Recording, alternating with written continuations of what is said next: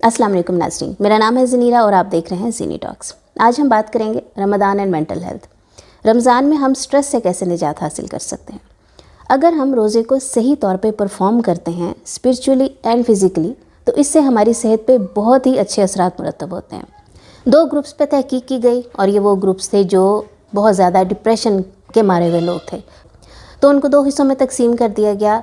एक ग्रुप को कहा गया कि आप लोग अपने नॉर्मल रूटीन जारी रखें, आपको कुछ करने की ज़रूरत नहीं है। दूसरे ग्रुप को कहा गया कि आप रोज़ा रखें और उन्हें कुछ दिनों का टाइम दिया गया, 25 to 30 डेज़। जब उनके टाइम ख़त्म हुआ, वो वापस आए, रिसर्च की गई तो जिन लोगों ने रोज़ा रखा था उनकी मेंटल हेल्थ, उनका स्ट्रेस लेवल दूसरे ग्रुप से कदरे कम था। 2015 में करंट न्यूरफमा कॉलेज में एक रिसर्च की गई जिसमें उन्होंने बताया कि जो लोग रोज़ा रखते हैं या जो लोग फास्टिंग करते हैं एक स्पेसिफिक टाइम के लिए, उनके एंटी डिप्रेशन सेल्स बूस्ट होते हैं।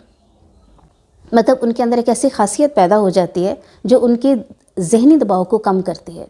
उनकी रिसर्च से ये भी साबित हुआ कि अल्जाइमर डिज़ीज़ और पार्किंसंस डिज़ीज़ से कदरे रिलीफ मिलती है अगर आप फास्टिंग करते हैं। तो हमें हमारे नबी ने 1400 साल पहले बता दिया था कि रोज़े से आपकी सेहत पे क्या असरात मुरतब होते हैं। तो अगर हम यही चीज़ सोच लें कि रिलीजियसली एंड साइंटिफिकली ये दोनों चीज़ों से प्रूवन है कि रोज़ा हमारी लाइफस्टाइल को और हमारी सेहत को और हमारी मेंटल हेल्थ को बहुत ज़्यादा बेटर करता है। तो यहाँ पे बात ये आती है कि कैसे करता है, इसका सिस्टम कैसे होता है। तो अगर हम अपनी बात करते हैं स्पिरिचुअली, अगर हम बात करते हैं रूहानी तौर पे, मजहबी तौर पे, तो सबसे पहली चीज़ जो होती है कि हम एक्टिव हो जाते हैं, स्पिरिचुअली एक्टिव हो जाते हैं। मतलब हमारा अल्लाह के साथ एक बेहतरीन कनेक्शन कायम हो जाता है जो यूजुअली बहुत से लोगों का रमज़ान से पहले नहीं होता। अब रमज़ान में हम कुछ ऐसी चीज़ें करने लगते हैं जो ऑलरेडी बहुत पॉजिटिव हैं, जो हम शायद डेली लाइफ में नहीं करते, जैसे नमाज की अदायगी, जैसे कुरान का पढ़ना, कुरान को समझना, फिर इसके अलावा मस्जिद में जाना, फिर इसके अलावा हर नमाज का इंतज़ार करना, फिर तरावीह पढ़ना, फिर अल्लाह ताला के साथ एक बड़ा खूबसूरत और ख़ास किस्म का कनेक्शन हो जाता है। आप देखिए, एक चीज़ नोट करें कि हम जानते हैं कि तहज्जुद के बाद अल्लाह ताला इंसान के कितने करीब होता है, लेकिन हम ऑलरेडी रमज़ान में तहज्जुद को हम सब उठे होते हैं, हम सब तहज्जुद के वक्त इबादत कर रहे होते हैं और हम एक बेहतरीन फ़र्ज़ अदा कर रहे होते हैं, हम रोज़ा रख रहे होते हैं उस टाइम पे। तो अब हर बच्चा, हर बड़ा जो भी रोज़ा रख रहा है वो इसी टाइम पे उठा होता है। मतलब तहज्जुद के बाद हम सब उठ जाते हैं, तो एक बड़ा खूबसूरत बरकत का माहौल होता है। तो ज़ाहिरी बात है, जब एटमॉस्फेयर ऐसा होगा तो बड़ी ही पॉजिटिविटी फैलेगी, पॉजिटिव वाइब्स मिलेंगी हमें। फिर इसके साथ हम डिसिप्लिन हो जाते हैं, हमारी लाइफ डिसिप्लिन हो जाती है। मतलब हमने इस टाइम पे, हमने 5 टाइम पे नमाज़ पढ़नी है, हमने इस टाइम कुरान पढ़ना है, इस टाइम हमने नमाज के लिए जाना है, इस टाइम हमने तरावी अदा करनी है। मतलब अल्लाह ताला हमें खींच के डिसिप्लिन की तरफ ले आता है। तो of course when you are disciplined in your life, of course your life will be stable, right. आपका ब्रेन भी स्टेबल होगा अगर आप डिसिप्लिन हैं। On the other hand, if you see कि वो लोग जो ज़्यादातर स्ट्रेस में लोग 24 आवर्स सोए रहते हैं, 2-2 दिन सोए रहते हैं, उनको नहीं पता दिन कब चढ़ रहा है, रात कब हो रही है। तो अगर उनको कहा भी जाए कि कुछ अपने रूटीन को ठीक करो, तो उनका जवाब ये होता है कि हम बहुत स्ट्रेस हैं। लेकिन रोज़ा हमें खींच के स्ट्रेस से निकालने की कोशिश करता है। तो यहाँ पे एक पॉइंट ये भी ऐड कर सकते हैं। तो जो स्पिरिचुअल पावर्स हैं ये हमें बहुत ज़्यादा पॉजिटिव करती हैं। अब तो योगा और मेडिटेशन है, तो वो भी योगा और मेडिटेशन भी उन लोगों को दी जाती है, उन लोगों को कहा जाता है जो स्ट्रेस के पेशेंट होते हैं, वो मेडिटेशन करते हैं। Either if they believe any religion और नो, बट दे बिलीव कि योगा और मेडिटेशन से उनकी हेल्थ पे बड़े अच्छे असरात मुरतब होते हैं, उनकी स्ट्रेस लेवल बहुत ज़्यादा डाउन होता है।